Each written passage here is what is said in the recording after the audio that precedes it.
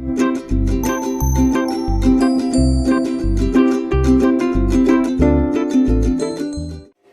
Everyone, welcome back to my channel. ನನ್ನ viewers ಎಲ್ರಿಗೂ big hi. ಹಾಗೆ ಯಾರ್ಯಾರೆಲ್ಲ ಕಮೆಂಟ್ ಮಾಡಿದ್ದೀರಾ ಮತ್ತು ಲೈಕ್ ಮಾಡಿದ್ದೀರಾ ಪ್ರತಿಯೊಬ್ಬರಿಗೂ ಕೂಡ ತುಂಬ ಥ್ಯಾಂಕ್ಸ್. ಮೂಲಂಗಿ ಅಂದರೆ ಆಲ್ಮೋಸ್ಟ್ ಆಗಿ ಎಲ್ರಿಗೂ ಗೊತ್ತಿರುತ್ತೆ, ಬಟ್ ಮೂಲಂಗಿ ಕಾಯಿ ಅಂದರೆ ತುಂಬ ಜನಕ್ಕೆ ಗೊತ್ತಿಲ್ಲ ಅನ್ಕೊಳ್ತೀನಿ. ನನಗಂತೂ ಗೊತ್ತಿರಲಿಲ್ಲ. ನಾನು ಫಸ್ಟ್ ಟೈಮ್ ಕೇಳ್ತಾ ಇರೋದು ಮೂಲಂಗಿ ಕಾಯಿ ಅಂತ. ಹಾಗೆ ನೋಡ್ತಾ ಇರೋದು ಫಸ್ಟ್ ಟೈಮ್, ಮತ್ತೆ ಮಾಡ್ತಾ ಇರೋದು ಫಸ್ಟ್ ಟೈಮ್, ಹಾಗೆ ತಿಂತಾ ಇರೋದು ಕೂಡ ಫಸ್ಟ್ ಟೈಮ್. ಸೊ ಇದು ಉತ್ತರ ಕರ್ನಾಟಕ ಸೈಡು ಜಾಸ್ತಿಯಾಗಿ ಸಿಗುತ್ತೆ ಅಂತೆ. ಹಾಗೆಯೇ ನಾನು ಕೂಡ ಪೇಟೆಗೆ ಹೋದಾಗ ಸಿಕ್ತು ಇದು. ಸೊ ತಗೊಂಡೆ. ಯಾವ ರೀತಿ ಮಾಡೋದಂತ ಗೊತ್ತಿಲ್ಲ. ಸೊ ಇಲ್ಲಿ ಒಬ್ರು ಹುಬ್ಳಿ ಸೈಡ್ ಅವ್ರು ಇದ್ದಾರೆ, ಅವ್ರ ಹತ್ರ ಕೇಳ್ಕೊಂಡಿದ್ದೀನಿ ಯಾವ ರೀತಿಯಾಗಿ ಮೂಲಂಗಿ ಕಾಯಿಯ ಪಲ್ಯವನ್ನ ಮಾಡೋದು ಅಂತ. ನೋಡ್ಕೊಂಬರೋಣ. ನೋಡಿ, ಮೂಲಂಗಿ ಕಾಯಿ ಅಂದರೆ ಈ ರೀತಿಯಾಗಿ ಇರುತ್ತೆ. ನೋಡೋಕ್ಕೆ ಸ್ವಲ್ಪ ಹಸಿಮೆಣಸಿನಕಾಯಿ ಥರನೇ ಅನಿಸುತ್ತೆ. ಹಾಗೆಯೇ ನಾನು ಇದನ್ನು ಕ್ಲೀನಾಗಿ ವಾಶ್ ಮಾಡ್ಕೊಂಡು ಇಟ್ಕೊಂಡಿದ್ದೀನಿ. ಮೇಲಿನ ತೊಟ್ಟನ್ನು ಈ ರೀತಿಯಾಗಿ ತೆಗಿಬೇಕು. ಹಾಗೆಯೇ ಕೆಳಗೂ ಕೂಡ ಕಟ್ ಮಾಡ್ಕೊಳ್ಬೇಕು. ಯಾವ ರೀತಿಯಾಗಿ ಬೀನ್ಸನ್ನು ಕಟ್ ಮಾಡ್ಕೊಳ್ತೀವಲ್ವ ಅದೇ ಥರ ಕಟ್ ಮಾಡಿಕೊಂಡ್ರೆ ಸಾಕು. ನಾನು ಪೂರ್ತಿಯಾಗಿ ಹಾಗೆಯೇ ಕಟ್ ಮಾಡ್ಕೊಳ್ತೀನಿ. ನೆಕ್ಸ್ಟ್ ಇವಾಗ 4 ರಿಂದ 5 ಸ್ಪೂನ್ ಆಗುವಷ್ಟು ಎಣ್ಣೆಯನ್ನು ಹಾಕ್ಕೊಳ್ತಾ ಇದ್ದೀನಿ. ಸ್ವಲ್ಪ ಜಾಸ್ತಿ ಎಣ್ಣೆಯನ್ನು ಹಾಕೊಳ್ಳಿ, ಯಾಕಂದರೆ ಇದು ಬೇಯೋಕ್ಕೆ ಲೇಟ್ ಆಗುತ್ತೆ. ಎಣ್ಣೆಯಲ್ಲಿ ನಾವು ಬೇಯಿಸ್ಕೊಳ್ಬೇಕು. ನಾರಿನಂಶ ಕೂಡ ಸ್ವಲ್ಪ ಜಾಸ್ತಿ ಇರುತ್ತೆ. 1/4 ಸ್ಪೂನ್ ಆಗುವಷ್ಟು ಸಾಸಿವೆ ಹಾಕ್ಕೊಳ್ತಾ ಇದ್ದೀನಿ. ನೆಕ್ಸ್ಟು ಸ್ವಲ್ಪ ಕರಿಬೇವು. ನಿಮ್ಮ ಹತ್ರ ಕರಿಬೇವು ಫ್ರೆಶ್ ಆಗಿರೋದಿದ್ದರೆ ಹಾಕೊಳ್ಳಿ. ನನ್ನ ಹತ್ರ ಕರಿಬೇವು ಫ್ರೆಶ್ ಆಗಿರೋದಿಲ್ಲ, ಅದಕ್ಕೆ ಇದನ್ನು ಹಾಕ್ಕೊಳ್ತಾ ಇದ್ದೀನಿ ಒಣಗಿದ್ದು.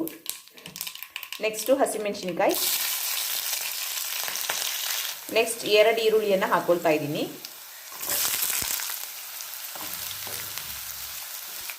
ಸ್ವಲ್ಪ ಉಪ್ಪನ್ನು ಸೇರಿಸಿ ಫ್ರೈ ಮಾಡ್ಕೊಳ್ಳೋಣ. ಉಪ್ಪನ್ನು ಸೇರಿಸಿ ಫ್ರೈ ಮಾಡೋದ್ರಿಂದ ಬೇಗ ಫ್ರೈ ಆಗುತ್ತೆ ಈರುಳ್ಳಿ.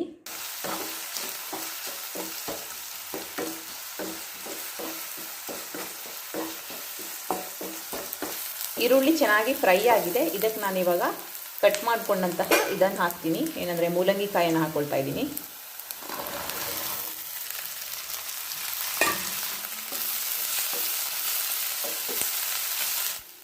ಇವಾಗ ನೀರನ್ನೇನು ಸೇರಿಸಬಾರ್ದು. 2 ರಿಂದ 3 ನಿಮಿಷ ಚೆನ್ನಾಗಿ ಎಣ್ಣೆಯಲ್ಲಿ ಫ್ರೈ ಮಾಡಬೇಕು. ಮೂಲಂಗಿ ಮೂಲವ್ಯಾಧಿಗೆ ಮದ್ದು ಅಂತಾರೆ. ಮೂಲಂಗಿ ಕಾಯಿಯಲ್ಲಿ ನಾರಿನಂಶ ಜಾಸ್ತಿ ಇರೋದ್ರಿಂದ ಪೈಲ್ಸ್ ಆದವರು ಸೇರಿಸಿದ್ರೆ ತುಂಬ ಒಳ್ಳೆಯದು. 3 ನಿಮಿಷ ಚೆನ್ನಾಗಿ ಫ್ರೈ ಮಾಡ್ಕೊಂಡಿದ್ದೀನಿ. ಇವಾಗ ಲಿಡ್ಡನ್ನು ಕ್ಲೋಸ್ ಮಾಡಿ ಮತ್ತೆ 2 ರಿಂದ 3 ನಿಮಿಷ ನಾವು ಬೇಯಿಸ್ಕೋಬೇಕು. ಇವಾಗ 3 ನಿಮಿಷ ಆಗಿದೆ. ಲಿಡ್ಡನ್ನು ಓಪನ್ ಮಾಡ್ತಾ ಇದ್ದೀನಿ. ನೋಡಿ, ಸ್ವಲ್ಪ ಕಲರ್ ಚೇಂಜ್ ಆಗಿದೆ. ಅಷ್ಟು ಬೇಗ ಬೇಯಲ್ಲ ಇದು, ನಾರಿನಂಶ ಜಾಸ್ತಿ ಇರೋದ್ರಿಂದ. ಇವಾಗ ಇನ್ನೊಂದು ಸಲ ಚೆನ್ನಾಗಿ ನಾವು ಮಿಕ್ಸ್ ಮಾಡಬೇಕು. ಮಿಕ್ಸ್ ಮಾಡಿ ಮತ್ತೆ 3 ನಿಮಿಷ ಲಿಡ್ಡನ್ನು ಕ್ಲೋಸ್ ಮಾಡಿ ಬೇಯಿಸ್ಕೋಬೇಕು.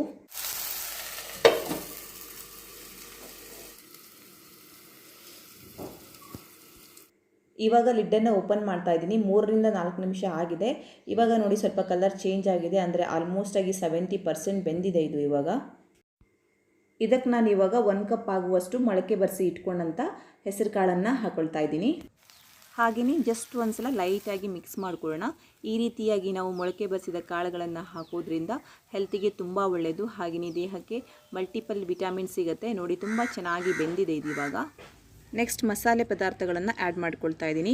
1/4 ಸ್ಪೂನ್ ಆಗುವಷ್ಟು ಅರಿಶಿನ ಪುಡಿ, 1 ಸ್ಪೂನ್ ಆಗುವಷ್ಟು ಕೊತ್ತಂಬರಿ ಪೌಡರ್, 1 ಸ್ಪೂನ್ ಆಗುವಷ್ಟು ಗರಂ ಮಸಾಲ, ಹಾಗೆಯೇ ಅರ್ಧ ಸ್ಪೂನ್ ಆಗುವಷ್ಟು ಖಾರ ಪುಡಿಯನ್ನು ಸೇರಿಸ್ಕೊಳ್ತಾ ಇದ್ದೀನಿ. ಚೆನ್ನಾಗಿ ಒಂದ್ಸಲ ಇವಾಗ ಮಿಕ್ಸ್ ಮಾಡಬೇಕು. ಇದಕ್ಕೆ ಬೇಕಂದರೆ ನೀವು ಬೇರೆ ತರಕಾರಿಗಳನ್ನು ಸೇರಿಸ್ಕೋಬೋದು. ಅಂದರೆ ಆಲೂಗಡ್ಡೆಯನ್ನು ಚಿಕ್ಕ ಚಿಕ್ಕದಾಗಿ ಕಟ್ ಮಾಡಿ ಹಾಕ್ಕೋಬೋದು, ಇಲ್ಲ ಅಂದರೆ ಕ್ಯಾಪ್ಸಿಕಮ್ ಕೂಡ ಹಾಕ್ಬೋದು. ಹಾಗೆಯೇ ಬೇರೆ ಬೇರೆ ರೀತಿಯ ಬೇಳೆಕಾಳುಗಳನ್ನು ಮೊಳಕೆ ತರಿಸಿ ಹಾಕ್ಕೋಬೋದು. ತುಂಬ ಅದ್ಭುತವಾಗಿ ಇರುತ್ತೆ. ಇದಕ್ಕೆ ನಾನಿವಾಗ 1/4 ಕಪ್ ಆಗುವಷ್ಟು ನೀರನ್ನು ಸೇರಿಸ್ಕೊಳ್ತಾ ಇದ್ದೀನಿ. ಚಿಕ್ಕ ಕಪ್ಪಲ್ಲಿ ನೋಡಿ, ಇಷ್ಟು ಹಾಕ್ಕೊಂಡ್ರೆ ಸಾಕು. ಇವಾಗ ಇನ್ನೊಂದು ಸಲ ಚೆನ್ನಾಗಿ ಮಿಕ್ಸ್ ಮಾಡಿ 4 ರಿಂದ 5 ನಿಮಿಷ ಮೀಡಿಯಮ್ ಉರಿಯಲ್ಲಿ ಬೇಯಿಸ್ಕೊಳ್ಳೋಣ. ಇವಾಗ ಏನಾದರೂ ಉಪ್ಪು ಕಡಿಮೆ ಅನಿಸಿದರೆ ನೀವು ಉಪ್ಪನ್ನು ಹಾಕೋಬೋದು. ನನಗಿಲ್ಲಿ ಸ್ವಲ್ಪ ಉಪ್ಪು ಕಮ್ಮಿ ಅನಿಸ್ತಿದೆ, ಅದಕ್ಕೆ ನಾನು ಸ್ವಲ್ಪ ಹಾಕ್ಕೊಳ್ತಾ ಇದ್ದೀನಿ. ನೋಡಿ, ಇವಾಗ ಚೆನ್ನಾಗಿ ಕುಕ್ ಆಗಿದೆ.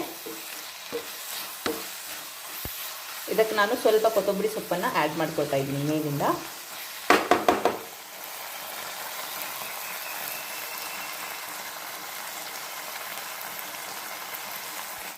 ಇವಾಗ ಲಾಸ್ಟಲ್ಲಿ ಅರ್ಧ ನಿಂಬೆಹಣ್ಣನ್ನು ಸ್ಕ್ವೀಸ್ ಮಾಡ್ಕೊಳ್ತಾ ಇದ್ದೀನಿ. ನಿಂಬೆಹಣ್ಣನ್ನು ಹಾಕಿದ ಮೇಲೆ ಸ್ಟವನ್ನು ಆಫ್ ಮಾಡ್ಕೊಂಡ್ಬಿಡೋಣ. ಮತ್ತು ಬೇಯಿಸೋದು ಬೇಡ ನಿಂಬೆಹಣ್ಣು ಹಾಕಿದ ಮೇಲೆ. ಹಾಗೆಯೇ ಜಸ್ಟ್ ಒಂದ್ಸಲ ಈ ರೀತಿಯಾಗಿ ಮಿಕ್ಸ್ ಕೊಟ್ಕೊಂಡ್ರೆ ಸಾಕು. ನೋಡಿ, ಇವಾಗ ಕ್ಯೂಟಾದ ಪುಟ್ದಾದ ಮೂಲಂಗಿ ಕಾಯಿಯ ಪಲ್ಯ ರೆಡಿಯಾಗಿದೆ. ಮೊಳಕೆ ಬರಿಸಿದ ಹೆಸರು ಕಾಳು ಜೊತೆಗೆ ನಿಜವಾಗೂ ಹೆಲ್ದಿಯಾಗಿ ಇರುತ್ತೆ. ಹಾಗೆಯೇ ಇದನ್ನು ರೈಸ್ಗಿಂತ ರೊಟ್ಟಿ ಚಪಾತಿ ಜೊತೆಗೆ ಒಳ್ಳೆ ಕಾಂಬಿನೇಷನ್ ಆಗುತ್ತೆ.